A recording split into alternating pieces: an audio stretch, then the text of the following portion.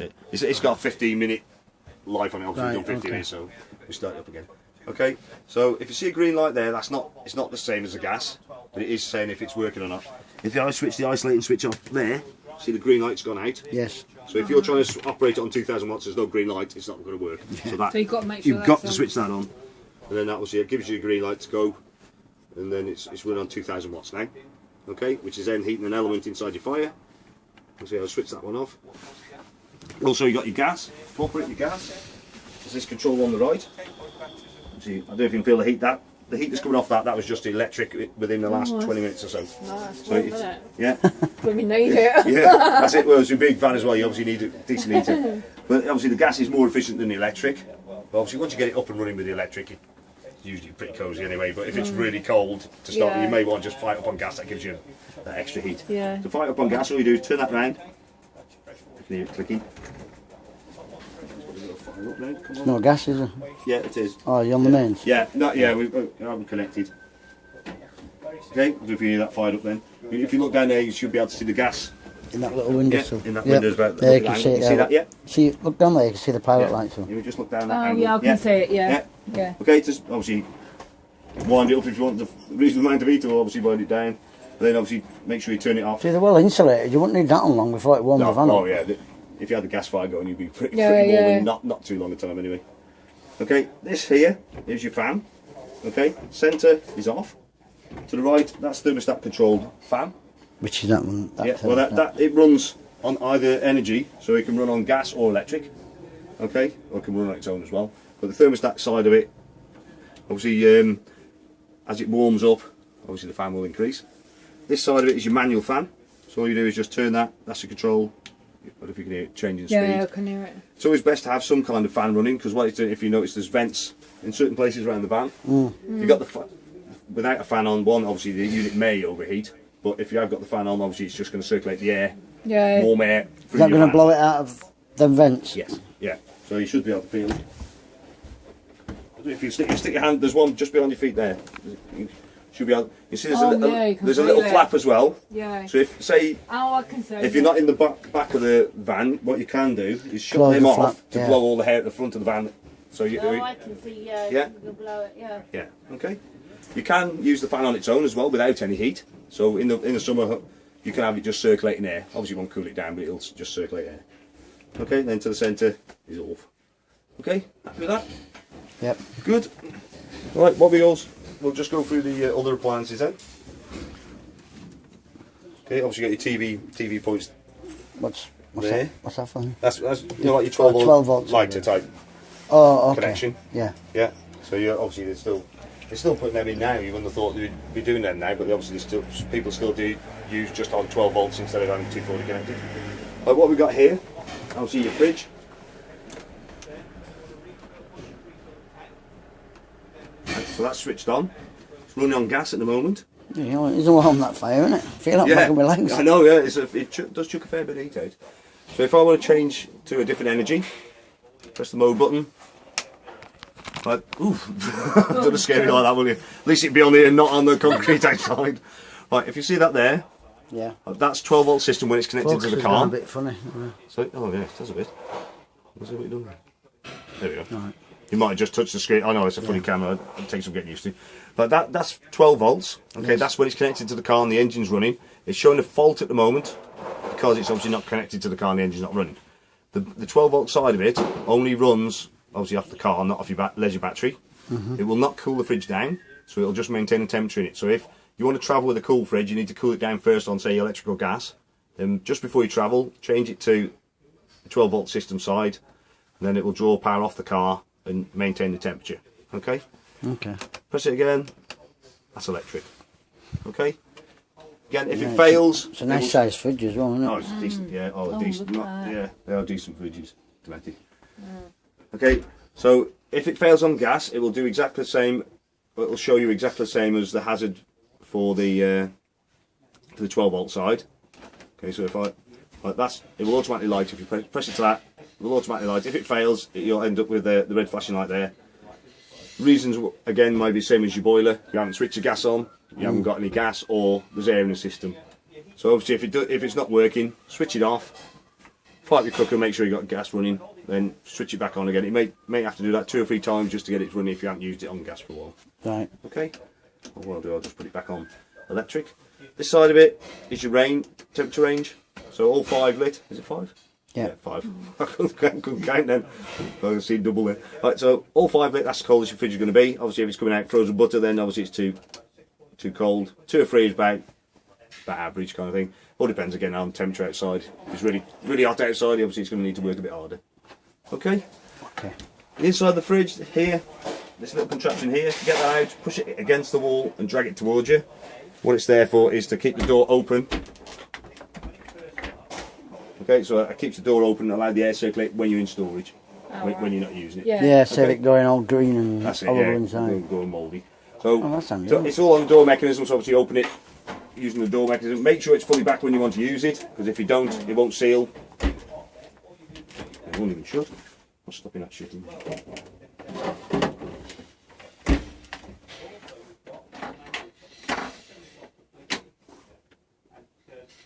It's on a spot, isn't it? Something must be. Is it that top one? No? Must be that. Something on the floor there that's.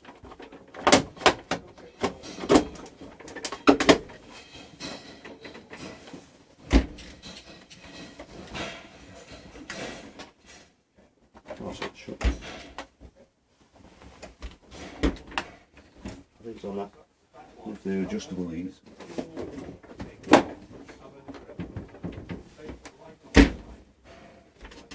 I'll get an engineered out to that because I'm not happy with that. It seems as if it's. I'm seeing it doing it now. Yeah, it's just catching on a bit by the feel of it. I'll just get the engineer to come and have a look at that, see if we can adjust it slightly. Okay, happy with how the fridge Yeah. Yep. Okay, cooker. 12-volt igniter button there, look. You know, you've got your 3 burners. Oh, yeah.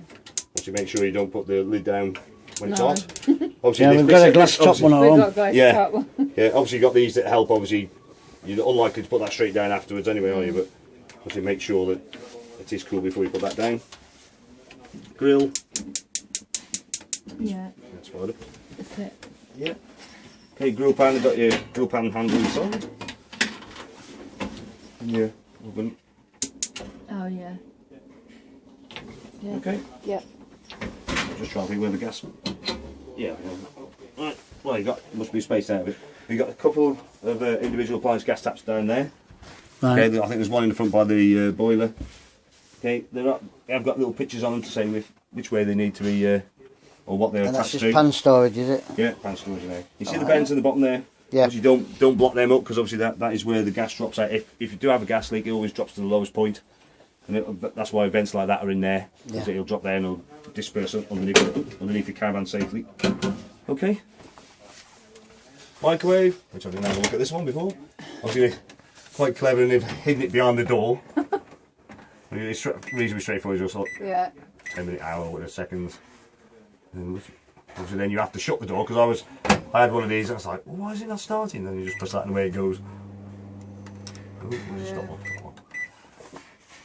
The other important thing is don't travel with the glass plating. If it does bounce out, obviously you're going to drop on top of that. It's going to be Yeah. expensive. Yeah. Expensive, so don't. But obviously, obviously it's clean. Tuck it under there, or my wife tends to put it in the bowl with a tea towel or something wrapped around it. Oh, yeah. Yeah. Okay. Okay. Right. Okay, bathroom, shower, obviously reasonably standard things. So you've got there's a light switch for that one. On it. Yeah, so you've got light switches on top of them. So electric flush. I don't know if you had that on your last one. Oh, no. Electric No. flush. A light That's indicator just there. No, we had one of them stupid, one of them Oh, you're the pump siphons ones. there. Pumps, yeah. You've also got an indicator there to say if the waste tank's full. So if that lights up, that'll say. Obviously, you can tell by opening the gate and you have a look down so you can see how full it is normally. Okay. Is Yeah. there a heater in? Like, is there a? Yeah, it should be venting there somewhere. Oh, I was just I'm just trying to gonna spot say. it. Normally they do, but I can't see one. Yeah. Which is unusual. Yeah, I can't see one. They'll fix that, so look. Oh, yeah. They'll fix that. Yeah. It was ripped, Oh, was wasn't it? it? Oh, was it ripped? Yeah, it was ripped before. Yeah, that's good then. No, obviously we. Probably over weeks people have sat on it or Yeah. caught it. Oh, more than likely. Yeah.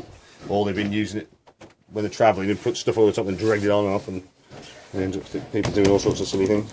Obviously, a shower again, light.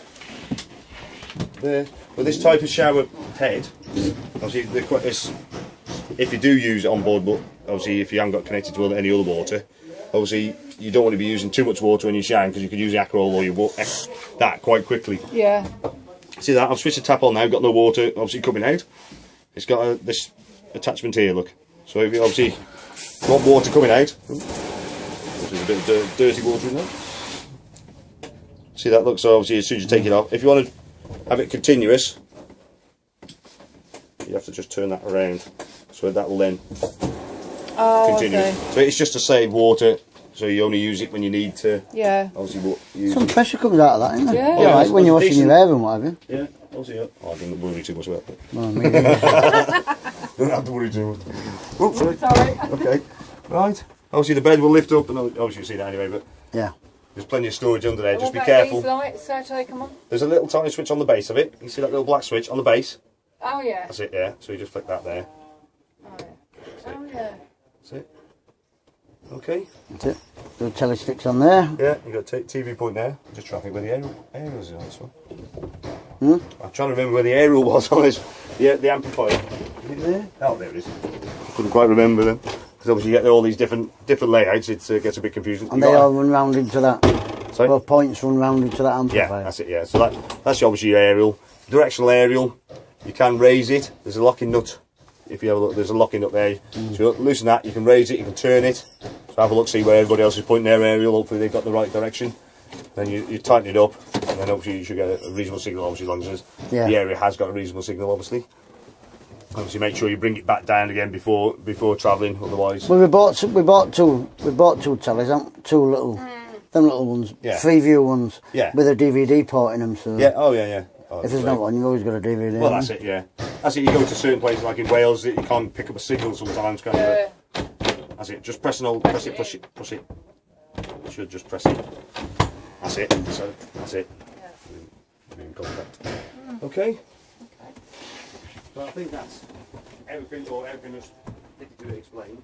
What you've also got, obviously, that's your handbook. Oh yeah. Don't ask me why it's a Bailey one. I would have thought, hang on, we got the wrong one here, but it wasn't. This one came out of it. Someone put it in a Bailey for some reason. But this is your handbook. Obviously, that's the important one if you're struggling to sleep at night. Obviously, you can have a read of that. But obviously, that anything you're not sure of, obviously. The points you've raised are covered in there if you can find them eventually. Yeah, Yeah. that's it. Yeah. Right. Anything like that. Obviously, the wheel nuts, obviously, which are important for checking as well. Okay. Okay. Happy with that? Yeah. Good. Right, what we got here is your handover sheet. What is this? What is this Oh, for? that's your alarm. Right. I just saw that. Normally we have them on. Other caravans have them on fogs, but this one you can set your alarm. Right, you've got your key here. So you obviously can see there it says off on. So to set your alarm. Tells you obviously got a PIR sensor which is just above your head there, and a tilt sensor as well. Okay, it gives you so many seconds obviously to get out. Yeah. And then obviously it will fire up. Okay, and obviously you can switch it back off again when you come in by switching that off. They can be a bit more reliable sometimes, and especially when they go off when you don't want them going off, obviously. Well, I've got a couple of dogs, so we won't be setting it for No, long. yeah. Oh, Dogs will be yeah. outside in the awning, so unless somebody's coming in through the window. Yeah, they're not going to get in, are they? Well, not without you knowing anyway. Right, what we got here? Is that, do you want to turn this off now? Yeah, we can turn it off. You just